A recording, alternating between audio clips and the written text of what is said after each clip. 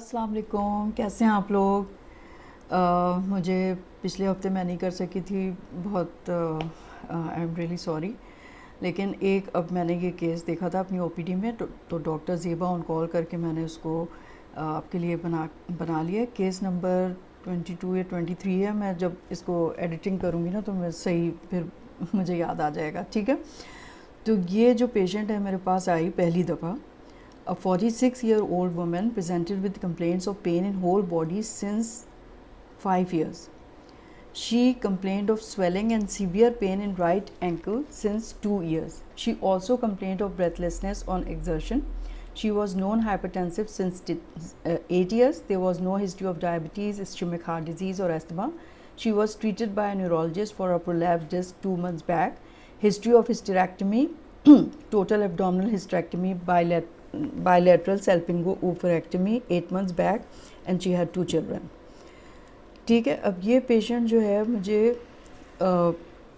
Obese थी ये patient. तो इसने जब मुझे ये बताया कि 5 साल से इसको दर्द है, और जब चलती हुई भी आई थी तो इतना ज़्यादा उसको दर्द था उसके राइट एंकल में, बहुत शदीद, चल भी नहीं पा रही थी वो, ठीक है। तो फिर जब मैंने, अब ये सिर्फ पेन की मुझे हिस्ट्री दे रही है, अब मैंने जब इससे पूछा कि मतलब दर्द से होल बॉडी में जो ये बता रही थी ना किस किस्म का दर्द था, तो इसने फिर मुझे बताया कि इसके उंगलियों के जॉइंट्स में, ठीक है, यानी कि यहाँ मेटाकार्पल जॉइंट, प्रॉक्सिमल और मेटाकार्पोफेरेंजियल जॉइंट्स, ठीक है, इनमें दर्द था। दोनों रिस्ट में दर्द था, सारे दोनों एल्बो, जॉइंट, नीज़, एंकल और टोज़ सब में दर्द था इसको। फिर ये पता नहीं कितने डॉक्टरों के पास जाती रही, लेकिन बेचारी कभी किसी सही डॉक्टर के पास नहीं जा सकी, तो कुछ डायग्नोज ही नहीं हुआ था। अब ये जो है ना किसी न्यूरोलॉजिस्ट के पास अब ये गई थी क्योंकि इसकी कमर में दर्द हो रहा था, ठीक है।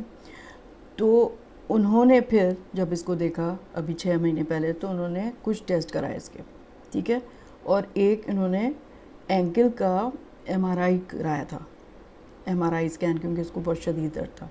तो उसमें MRI की रिपोर्ट में लिखा हुआ था कि द फाइंडिंग्स, यानी कि पेरी आर्टिकुलर वो था, इसको ऑस्टियोपीनिया था, इरोजिव लीजन्स थे एंकल जॉइंट में। तो उसको उन्होंने लिखा हुआ था कि this damage of the joint is probably cause by rheumatoid arthritis, ठीक है। और उसकी कोई ना NTCCP हुआ हुआ था, ना RF फैक्टर हुआ था, कुछ भी नहीं हुआ हुआ था, सही है। तो अब ना इसकी उंगलियों वगैरह में दर्द नहीं था, अब सिर्फ इसके एक एंकल जॉइंट में दर्द था, ठीक है। On examination she was obese, 120 kg उसका वेट था, blood pressure was 190/110 millimeter of mercury, pulse 84 per minute, respiratory rate was 14 per minute, chest was clear with normal vesicular breathing, abdomen was obese with tenderness in epigastrium, cardiovascular neurological examination was unremarkable, ठीक है। तो बहुत ही mismanage बेचारी का हाल था rheumatoid arthritis के साथ, जो किसी ने उसको नहीं डायग्नोज किया हुआ था सही से, ठीक है। फिर अब उन डॉक्टर ने जिनके पास ये न्यूरोलॉजिस्ट जो थे, उन्होंने फिर NTCCP इसको लिख के दिया, RF फैक्टर। तो इसमें देखें LFT इसके काफ़ी थोड़े से डिस्टर्ब आए, SGPT 70 है, अल्कलाइन फॉस्फेटेज 162 है, GGT 163 है, और T3 T4 TSH तकरीबन सही है, इसका 5 आ रहा है TSH। कॉर्टिसोल 5.1 वो नॉर्मल था, HCV negative, HBS hepatitis B surface antigen negative, NTCCP जो है वो 84.9 यूनिट पर मिलीलीटर, यानी मोर देन अगर 5 हो तो पॉजिटिव होता है, ठीक है। RF फैक्टर जो है वो पॉजिटिव था, ठीक है। ये इसके पास ये रिपोर्ट्स थी। अभी अब जब ये फॉलोअप पे आएगी ना तो CP CRP SR ये सब मैंने से लिख के दिए हैं, तो वो करवा के आएगी। अब MRI spine shows L3 L4 disc prolapse with moderate bilateral foraminal reticular nerve impingement. MRI right ankle shows severe periarticular erosions, most likely secondary to rheumatoid arthritis, ठीक है। अब डायग्नोसिस आपकी हो गई rheumatoid arthritis. Rheumatoid arthritis is a chronic inflammatory disease characterized by symmetric erosive polyarthritis. Since persistently active rheumatoid arthritis often results in articular cartilage and bone destruction and functional disability, it is vital to diagnose and treat the disease early and aggressively before damage ensues, जो इसके साथ नहीं हुआ unluckily. ठीक है, तो मतलब अब ये है कि फ़ौरन आपने एग्रेसिव थेरेपी करनी होती है, वरना तो joint erosion, damage, articular cartilage सब हो जाएगा, जो इस पेशेंट को हो चुका हुआ था. RA is a systemic disease that may lead to a variety of extra-articular manifestations including fatigue, subcutaneous nodules, lung involvement, pericarditis, peripheral neuropathy, vasculitis, hematologic abnormalities. Incidence of rheumatoid arthritis increases between 25 to 55 years of age, after which it plateaus until the 75 and then decreases. और औरतों में ज़्यादा common है बनिस्बत आदमियों के, 1:3 इसका ratio होता है. प्रेजेंटिंग सिम्टम्स जो आपको मिल सकते हैं, तो presenting symptoms are typically related to inflammation of the joints, tendons and बर्सी.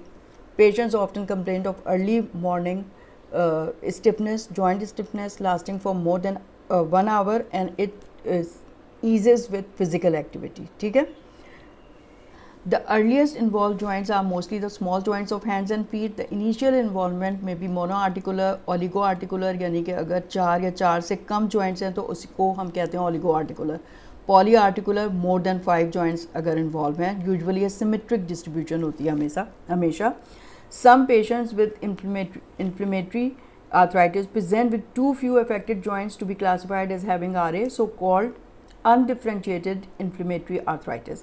Those with an undifferentiated inflammatory arthritis who are most likely to be diagnosed later with RA have a higher number of tender and swollen joints, test positive for serum rheumatoid factor or APCA, and have higher scores of physical disability.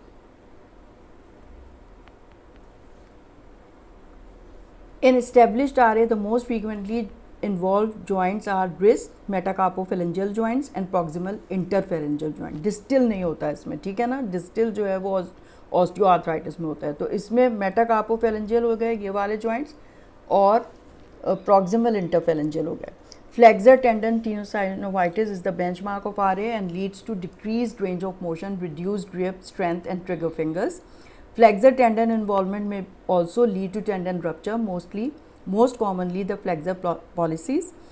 Progressive distraction of the joints and soft tissue may result in chronic irreversible deformities.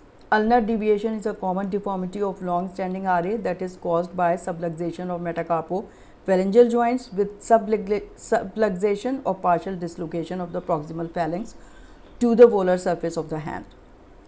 Hyperextension of proximal, यानी कि इसका hyper extension हो proximal interphalangeal joint का with flexion of the distal pharyngeal. ठीक है, तो स्वान नेक deformity हो जाएगी.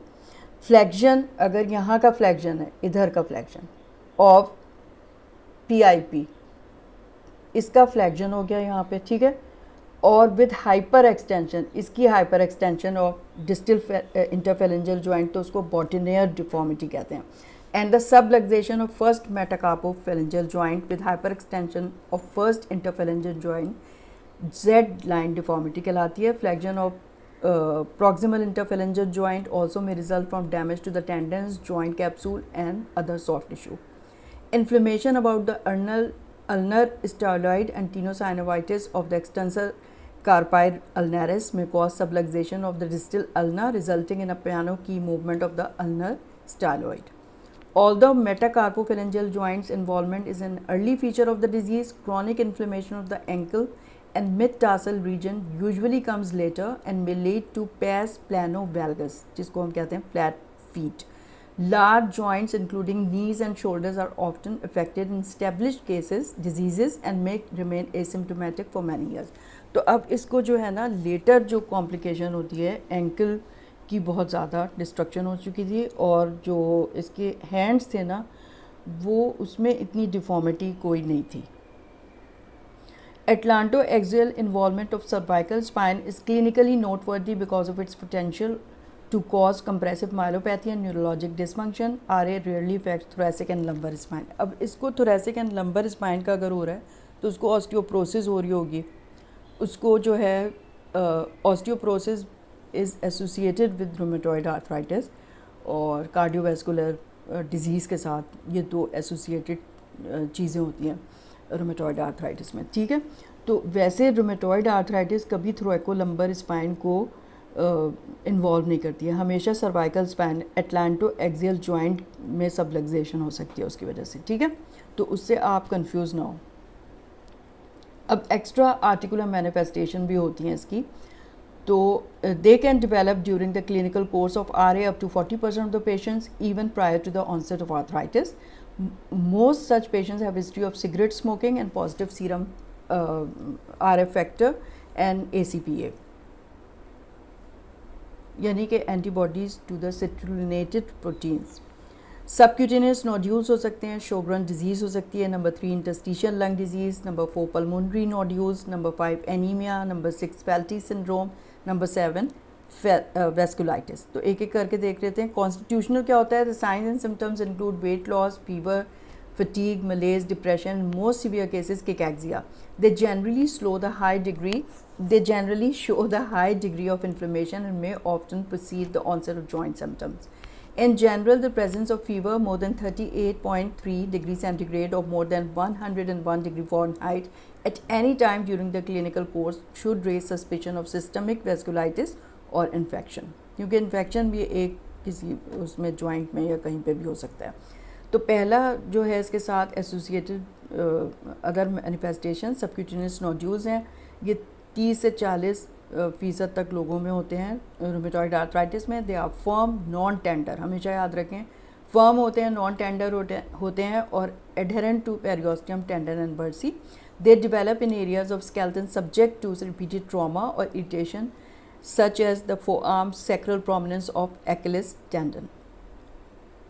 सैक्रस प्रोमिनेंस एंड एक्लिस टेंडन यहाँ पे हो सकते हैं। They may also occur in lungs, pleura, pericardium, peritoneum. अगर ये केस आ जाए ना तो एक एक चीज़ पूछते हैं एग्जामिनर, यानी कहाँ पे होंगे सबक्यूटेनियस नोड्यूल, आप बताइए, ठीक है। तो nodules are benign but can be associated with infection, ulceration and even gangrene. Sjogren syndrome, secondary Sjogren syndrome defined by presence of either keratoconjunctivitis sicca, dry eyes or xerostomia, dry mouth in association with another connective tissue disease such as RA। मतलब उसको हम शोगरन syndrome कहेंगे अगर वो connective tissue disease के साथ है, जैसे RA के साथ हो गया।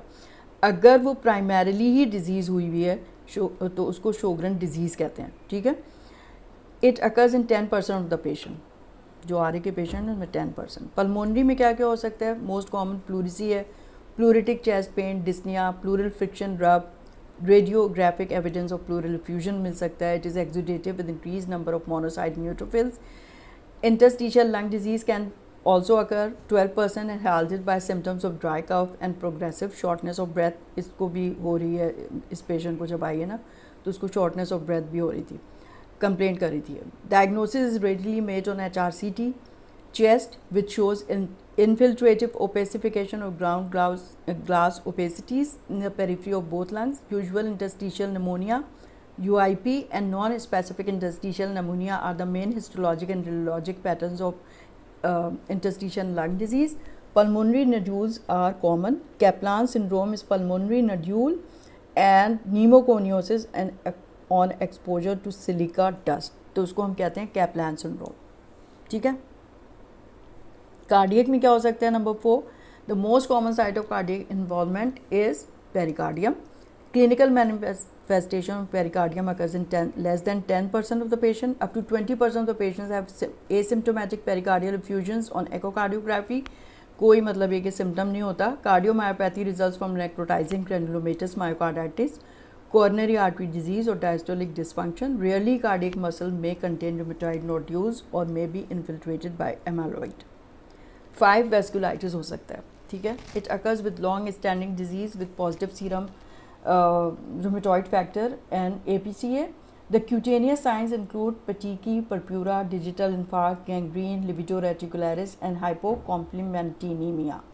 In severe cases, large painful ulcers of lower extremity can occur, which are difficult to distinguish from ulcers of venous insufficiency but may be treated successfully by immunosuppressive therapy, ठीक है।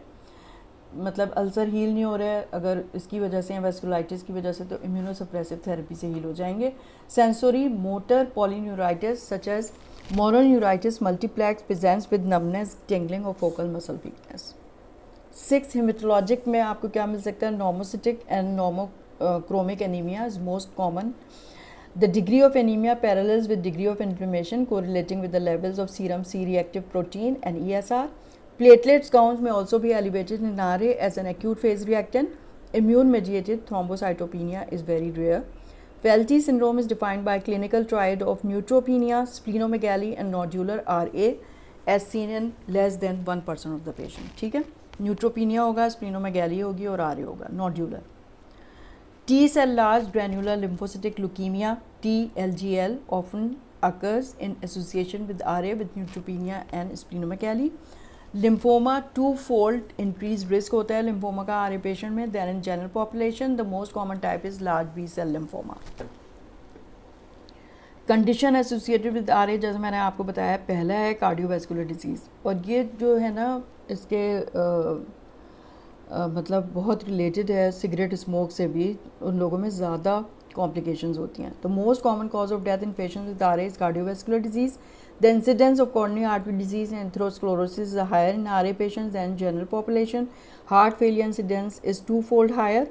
The presence of elevated serum inflammatory markers appears to confer an increased risk of cardiovascular disease. जो inflammatory marker हैं उनकी वजह से increase होता है इसका risk। दूसरा है ऑस्टियोप्रोसिस, जैसे मैंने बताया अभी आपको, osteoporosis most common in patients with RA। There is also increase risk of fragility fracture. The inflammatory milieu of the joints promote generalized bone loss by activating osteoblasts. Chronic use of corticosteroid disability related immobility also contribute to osteoporosis. अब जो treatment में हम corticosteroid देंगे तो उससे भी osteoporosis होगी। अब पैथोजेनेसिस देख लें। पैथोजेनेसिस में जो है ना वो मैं आपको थोड़ा वो करके बता देती हूँ, आप इतना मतलब लेकिन समझना बहुत ज़रूरी है पैथोजेनेसिस, क्योंकि उसके ऊपर फिर ट्रीटमेंट डिपेंड करता है। जो ड्रग्स डेवलप हुई है ना अभी नोवेल जो ड्रग्स हैं, वो जब तक पैथोजेनेसिस आपको ना आए ना तो आप वो ड्रग्स भी नहीं समझ सकते। तो सबसे पहले क्या होता है कि साइनोवियल लाइनिंग रूमेटॉइड आर्थराइटिस में जो है आर्थ्रोडियल जॉइंट की उसमें जो अंडरलाइंग बोन और कार्टिलेज है वो इफ़ेक्ट करती है। ठीक है, तो साइनोवियल मेम्ब्रेन जो है ना वो most of the articular cartilage, tendon, sheath सब को कवर कर रही है। Thin layer of connective tissue होती है। ठीक है, और जॉइंट में it faces towards bone and cartilage bridging the opposing bony surfaces, यानी कि जो बोनी सर्फेसेस है ना वो उनमें फ्रिक्शन को वो रोकती है। ठीक है, और उसमें 2 सेल टाइप होते हैं। एक को हम कहते हैं टाइप ए साइनोवियोसाइट्स जो मैक्रोफेज से डिराइव्ड होते हैं। ठीक है, और दूसरे हैं टाइप बी साइनोवियोसाइट्स, यानी टाइप ए साइनोवियोसाइट्स मैक्रोफेज से ड्राइव हुए, टाइप बी साइनोवियोसाइट्स वो फाइब्रोब्लास्ट से ड्राइव होते हैं। ठीक है, अच्छा, जो साइनोवियल फाइब्रोब्लास्ट है ना वो प्रोड्यूस करते हैं स्ट्रक्चरल प्रोटीन्स, जितनी भी जॉइंट में होती है ना, कोलेजन हो गया, फाइब्रोनेक्टिन हो गया, लेमिनिन हो गया, extra cellular constituent of synovial matrix, ये सारी चीज़ें बनाती हैं, ये साइनोवियल फाइब्रोब्लास्ट बनाते हैं। सब लाइनिंग लेयर में थोड़ी ब्लड वेसल्स होती हैं, एस्पार्स पॉपुलेशन ऑफ मोनोन्यूक्लियर सेल्स होते हैं।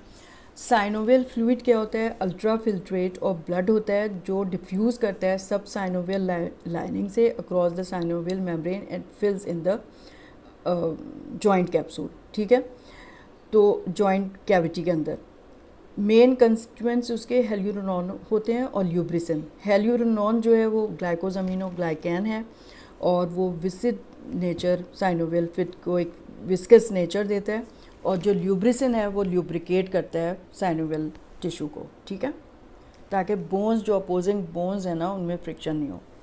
और पैथोलॉजिक हॉलमार्क जो है ना आरे का वो साइनोवियल इन्फ्लेमेशन और प्रोलिफरेशन है, ये होता है हॉलमार्क। फोकल बोन इरोजन्स हो जाती हैं, फिर थिनिंग ऑफ आर्टिकुलर कार्टिलेज होने लगती है। ठीक है, और क्रॉनिक इन्फ्लेमेशन से जो है साइनोवियल लाइनिंग का हाइपरप्लेजिया हो जाता है और फॉर्मेशन ऑफ पैनस। पैनस क्या होता है? थिकेंड सेलुलर मेम्ब्रेन होती है consisting of multiple layers of fibroblast like synoviocytes, और इसमें जो है ना एक प्रोपेंसिटी होती है कि वो इन्वेड कर ले अंडरलाइन कार्टिलेजन बोन और फिर वो डिस्ट्रॉय करती है।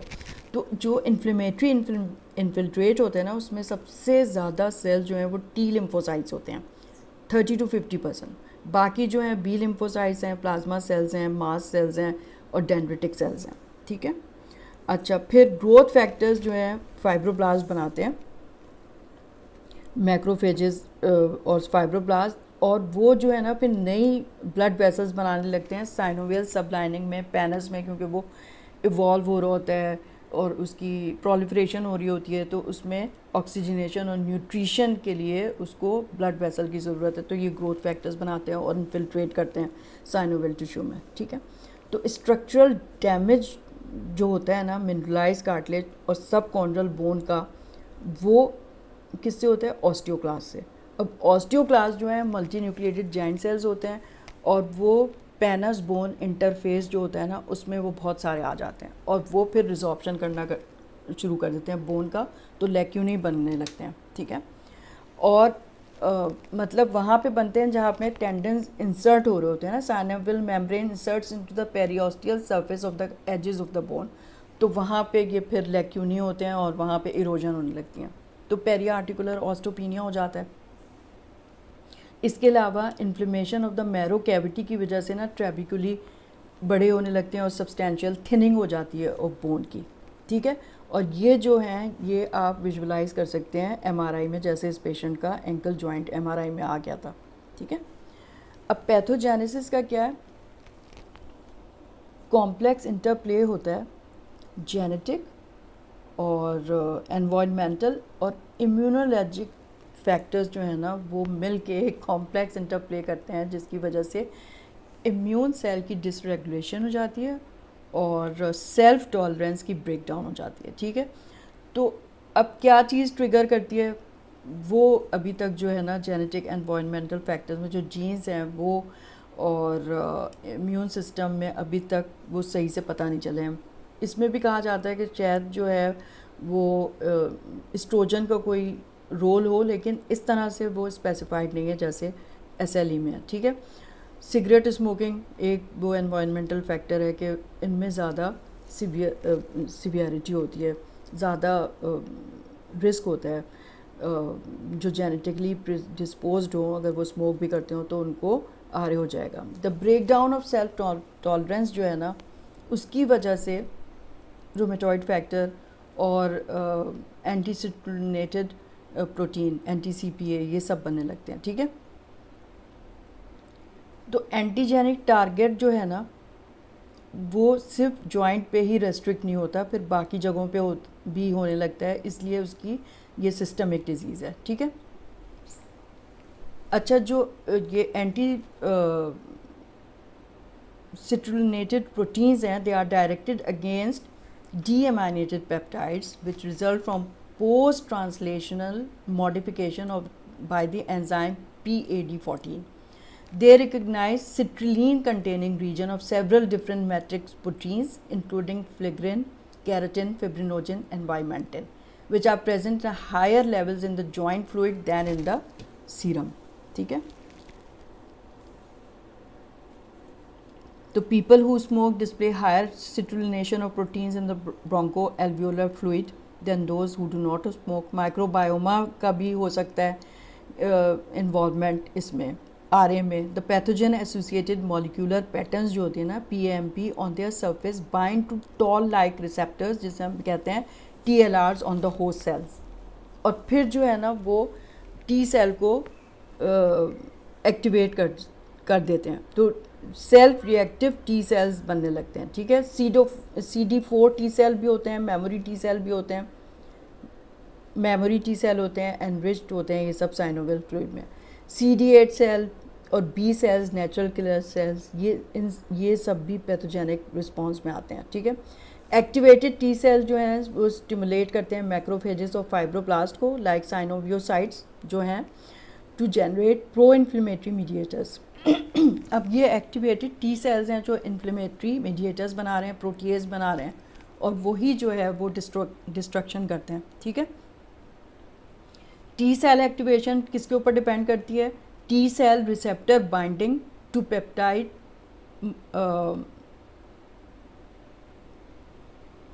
मेजर हिस्टोकम्पैटिबिलिटी कॉम्प्लेक्स जो होता है एंटीजन प्रेजेंटिंग सेल में, उससे बाइंड करता है। CD28 बाइंडिंग होती है CD80/86 से ऑन एंटीजन प्रेजेंटिंग सेल्स। अब इस इंटरेक्शन की वजह से जो है ना वो डाउन स्ट्रीम सिग्नल शुरू हो जाते हैं और CD4 टी सेल को इफेक्टर और मेमोरी सेल में बना देते हैं और एक्टिवेट कर देते हैं, ठीक है। Certain sets of CD4 T cells, T helper cells enable B cells to differentiate to antibody secreting cells, यानी कि B सेल भी T सेल से इनिशिएट हो जाते हैं और वो प्लाज्मा सेल्स बन जाते हैं, तो एंटीबॉडी बना लेते हैं। कौन सी एंटीबॉडी बनाएंगे? रूमेटॉइड फैक्टर बनाएंगे और एंटी सिट्रुनेटेड प्रोटीन्स बनाएंगे, ठीक है।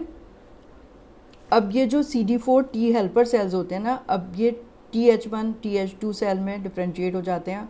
TH1 सेल्स जो हैं वो इंटरफेरॉन गामा बनाते हैं और लिम्फोटॉक्सिन बीटा बनाते हैं और ट्यूमर नेक्रोसिस फैक्टर अल्फ़ा बनाते हैं। TH2 सेल्स जो हैं वो इंटरल्यूकिन्स बनाते हैं 4, 5, 6, 10 एंड 13, ठीक है।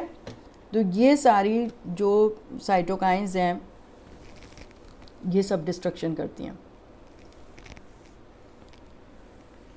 तो cytokines, chemokines, antibodies, endogenous danger signals bind to receptors on the surface of the immune cells, stimulate a cascade of intracellular signaling events that can amplify the inflammatory response. अब जो intracellular signaling होती है ना, तो वो जो example of signaling molecule and these critical inflammatory pathways include Janus kinase, JAK जिसे हम कहते हैं ना, signal transducers and activators of transcription, spleen tyrosine kinase वगैरह, ठीक है। तो आप ये याद रखें कि फिर यानी कि इंट्रासेलुलर सिग्नलिंग होने लगती है कि वो इनको बनाए जाएं, ठीक है। तो जैनस काइनेज होते हैं वो, तो अब ऐसी ड्रग बन गई हैं जिससे हम जैनस काइनेज को भी इनहिबिट कर सकते हैं, ठीक है।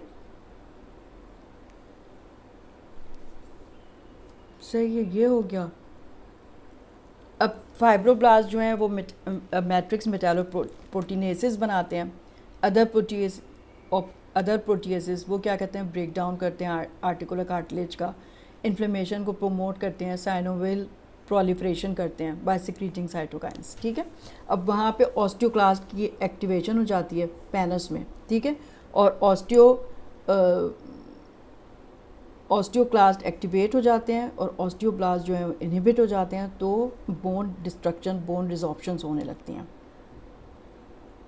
सही।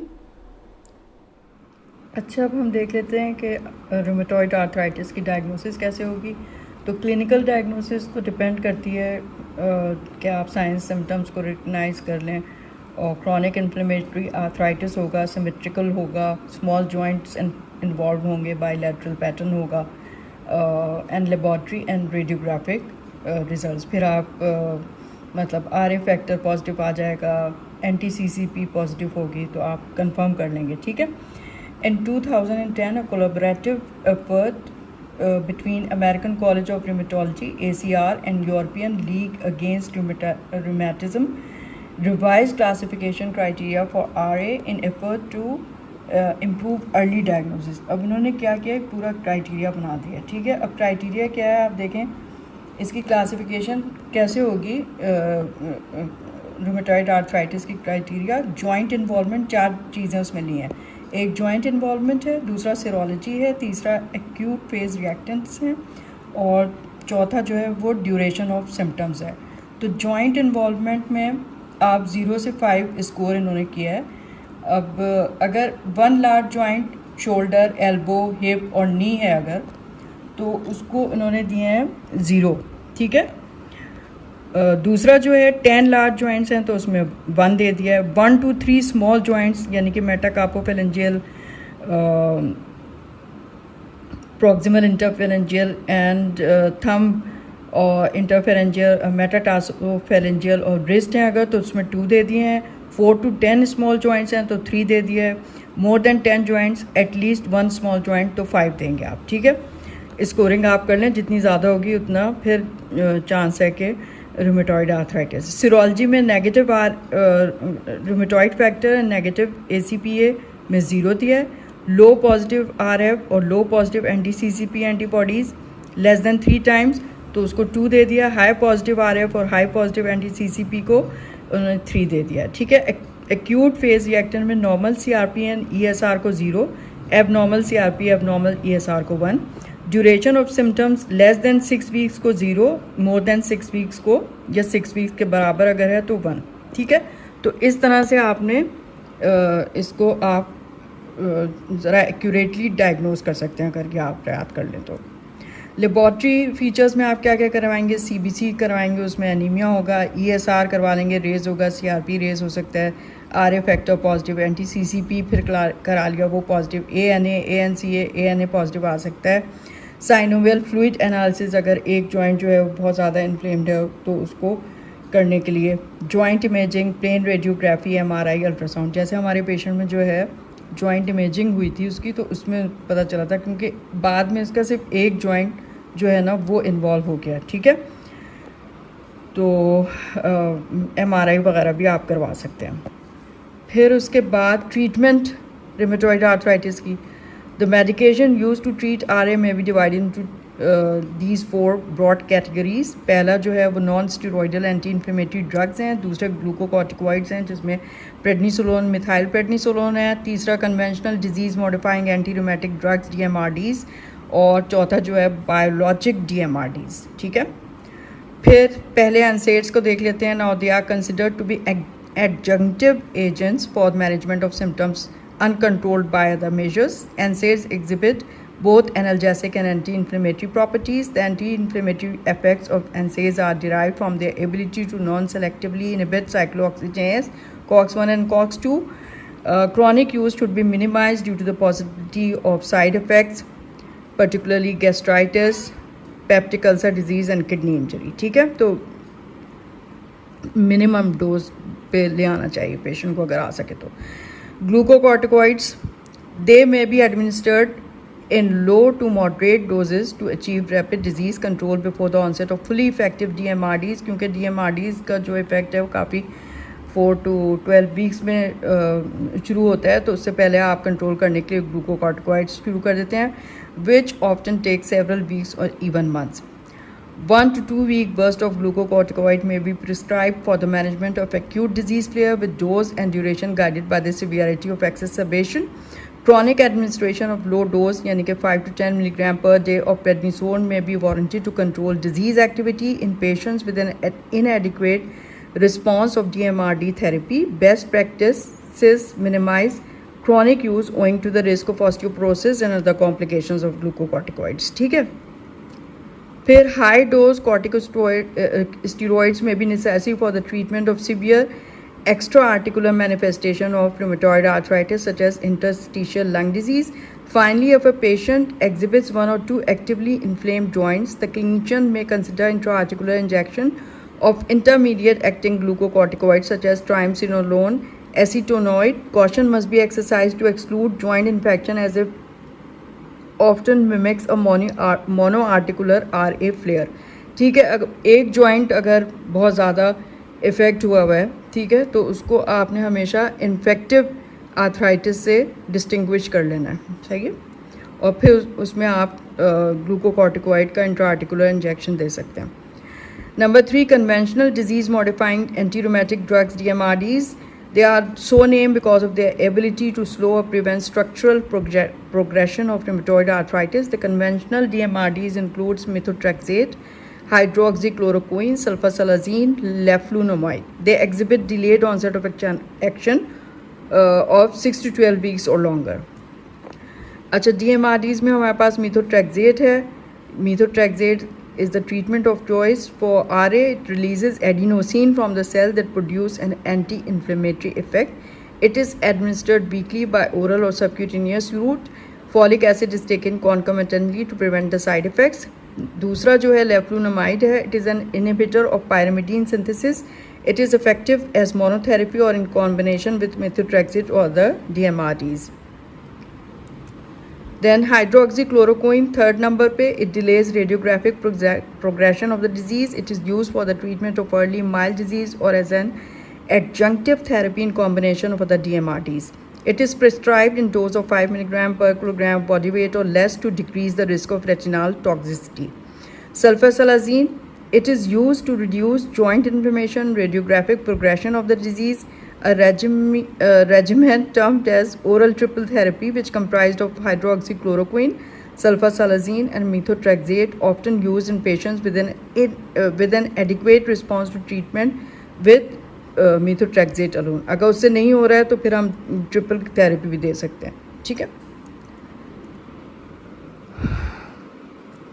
बायोलॉजिकल्स में जो है, they have revolutionised the treatment of RA. They are protein therapeutics designed to target cytokines and cell surface molecules. और इसमें कौन कौन से हैं? 5 तरह के होते हैं ये. एंटी TNF या tumour necrosis factor agents, interleukin 1 receptor antagonist, CD20 CD80 by 86 inhibitors, CD20 inhibitor, and 5 है एंटी आई इंटरल्यूकिन 6 रिसेप्टर एजेंट्स.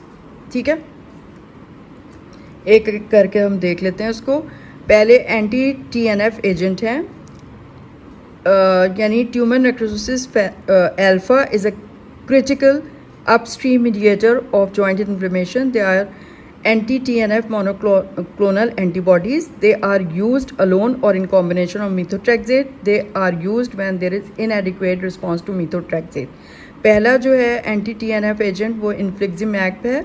वो काइमेरिक मोनोक्लोनल एंटीबॉडी है. काइमेरिक से मतलब होता है एक पार्ट माउस है और एक पार्ट ह्यूमन. दूसरा है एडालीमूमैब, वो ह्यूमनाइज्ड एंटीबॉडी है. फिर तीसरा है गोलीमूमैब, ह्यूमनाइज्ड एंटीबॉडी है वो भी. और certolizumab pegol, a pegylated Fab fragment of humanised clonal antibody. फिर पांचवा है etanercept, soluble fusion protein consisting of tumour necrosis factor receptor 2 in covalent linkage with FC portion of IgG1. ठीक है. अच्छा, फिर जो है आपका, अब ये जो एजेंट है ना, they should be avoided with active infection, hypersensitivity, chronic hepatitis B infection, and class 3 and 4 congestive heart failure. There could be reactivation tuberculosis. For this reason, all patients should be screened for latent tuberculous infection by either PPD or interferon gamma release assay prior to start of anti-TNF therapy. If positive, अगर latent tuberculosis positive आए तो treatment for latent tuberculosis is given for at least 1 month prior to start of anti-TNF therapy. Anakinra है दूसरा agent.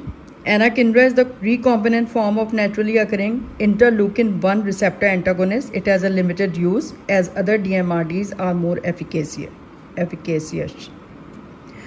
तीसरा है abatacept. Abatacept is the soluble fusion protein consisting of extracellular domain of human CTLA4 linked to the modified portion of human IgG. It inhibits the co-stimulation of T cells by blocking CD28 and CD80 and 86 interactions, and may also inhibit the function of antigen-presenting cells by reverse signaling through CD80 and CD86. It is used with conventional DMRDs. Abatacept has increased risk of infection and can inhibit vaccine response. Rituximab है पांचवा. It is chimeric monoclonal antibody directed against CD20, a cell surface molecule expressed by most mature B lymphocytes. It works by depleting B cells, which in turn leads to reduction in the inflammatory response by unknown mechanisms. These mechanisms may include a reduction in autoantibodies, inhibition of T cells activation, and alteration in cytokine production. It is approved for refractory rheumatoid arthritis, that is failure of treatment with TNF alpha inhibitor with combination of methotrexate. अगर ऐसा हो तो फिर दे सकते हैं. ठीक है. अच्छा, it causes mild to moderate infusion reaction as well as increased risk of infection. Rarely it can cause potentially lethal brain disorder, progressive multifocal leukoencephalopathy PML जिसे कहते हैं, in association with rituximab. कितना चांस होता है? 1:25,000 cases. Sixth है anti interleukin 6 receptor agents, and interleukin 6 is a pro-inflammatory cytokine implicated in the pathogenesis of rheumatoid factor. rheumatoid arthritis with effect on both joint inflammation and damage. Interleukin 6 binding to its receptor activates intracellular signaling pathways that affect the acute phase response, cytokine production and osteoclast activation. और इसमें आ जाते हैं दो, tocilizumab and sarilumab. They are both monoclonal antibodies directed against the membrane and soluble forms of interleukin 6 receptors, can be given as monotherapy or with combination of methotrexate and other DMRDs. ठीक है. They are associated with increased risk of infection, neutropenia, thrombocytopenia, which are reversible upon stopping the drug. Its use is also associated with increased LDL cholesterol and increased risk of gastrointestinal perforation. So it is not given in case of diverticulitis or gastric or duodenal ulcer. अब targeted synthetic DMRDs हैं जो बिल्कुल latest अब novel treatment जो आया है, JAK inhibitors. They are design to target intracellular signalling pathways which transduce the positive signals from cell surface receptor activated by cytokines and other inflammatory mediators. They have advantage over biologics in their oral formulation. अब इनमें ये है कि oral पिल की form में ले सकते हैं. Inhibitors of JAK have demonstrated safety and efficacy for the treatment of RA. The JAK family comprises 4 members, यानी ये मतलब काइनेज जो है ना, ये एंजाइम्स वो हैं JAK1, JAK2, JAK3 and tyrosine kinase 2 and link a host of extracellular cytokine receptors with their intracellular signaling domains. तो इनके क्या क्या नाम है? एक पहला है tafasitinib. It is a potent JAK1 and JAK3 inhibitor with minor inhibitory effects of JAK2 and tyrosine kinase 2. दूसरा है baricitinib. It is a JAK1 and JAK2 inhibitor. फिर है upadacitinib. It is selective JAK1 inhibitor. They are associated with increased risk of infection, bacterial infections and herpes zoster. They raise liver enzymes, neutropenia, increased cholesterol levels, hypertension, increased serum creatinine. There is increased risk of thrombosis, major adverse cardiovascular events and malignancies. ठीक है, तो इसमें ये है. फिर उसके बाद ये अब हमारा ख़त्म हो गया पूरा रूमेटॉइड आर्थराइटिस. इसकी जो है मैंने आपको बताया था कि पैथोजेनेसिस अगर आप बहुत अच्छी तरीके से समझ लें तो आपको ट्रीटमेंट किस बेस पे है, क्या मैकेनिज्म ऑफ एक्शन है ड्रग का, तो वो आप अच्छी तरह से समझ सकते हैं. और रेफरेंस जो है मैंने हैरिसन्स प्रिंसिपल ऑफ इंटरनल मेडिसिन से लिया है, 22nd एडिशन 2025. ठीक है, thank you so much. Okay, खुदा हाफिज़.